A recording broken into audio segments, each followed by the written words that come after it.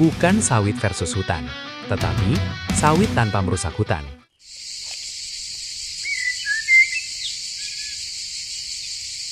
Halo, ketemu lagi dengan Damar dari Voice of Forest. Akhir November 2025, Sumatera kembali diguncang banjir bandang dan longsor. Saat bencana terjadi, cuaca ekstrim memang sering menjadi penjelasan pertama.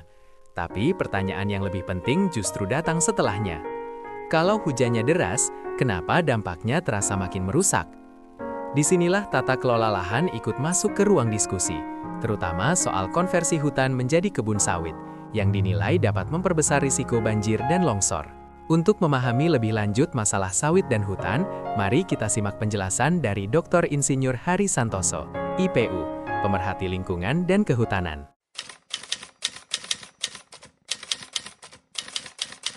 Yang pertama adalah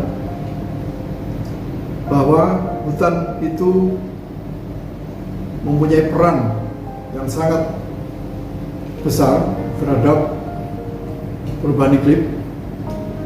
Mengapa? Karena hutan memiliki kemampuan menyimpan karbon yang sangat tinggi, sehingga berperan besar dalam menjaga stabilisasi iklim global. Adapun sawit mempunyai kemampuan menyimpan karbon yang jauh lebih rendah.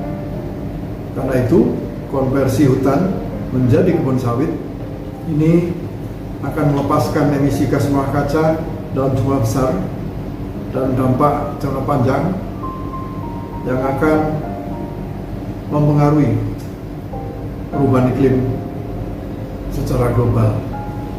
Yang kedua, penyimpanan karbon tanah pada hutan. Tanah pada hutan alami mampu menyimpan karbon dalam jumlah tinggi, juga memiliki kandungan karbon organik yang stabil.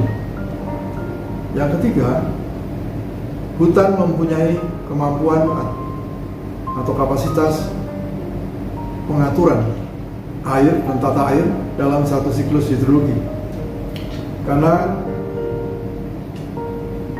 manfaat seperti itu, fungsi seperti itu, maka hutan akan mampu mencegah erosi, menjaga kualitas air sungai, dan juga mempertahankan ekosistem riparian yang sehat. Sementara kebun sawit akan dapat mengganggu siklus hidrologi. Ini hasil penelitian dari para ahli, Dr. Surya Tarigan dan kawan-kawan, bersama Wigan, Sunarti, dan Slamet melakukan penelitian di Das Batanghari, Jambi. Hasilnya apa? Terkait intersepsi tajuk dan batang hutan, itu mampu menahan sekitar 40% curah hujan yang jatuh di atas hutan tersebut. Sedangkan di kebun sawit itu maksimum hanya 30%. Bahkan ada yang 10% lebih rendah. Yang kedua, tutupan hutan itu mempunyai pengaruh signifikan terhadap faktor runoff atau aliran permukaan. Jadi semakin luas tutupan hutan dalam satu ekosistem das, akan semakin rendah runoff. Pada sawit itu semakin luas tutupan sawit di das, semakin tinggi juga runoff. Ada yang diteliti berikutnya adalah tutupan hutan pengaruhnya terhadap indeks aliran dasar atau indeks base flow, yaitu aliran dasar di bawah permukaan hutan dan sawit. Hasilnya adalah semakin luas tutupan hutan di dalam sungai, tutupan hutan gas, semakin tinggi juga indeks aliran dasar. Namun di kebun sawit, semakin luas tutupan sawit di das, semakin rendah indeks aliran dasar.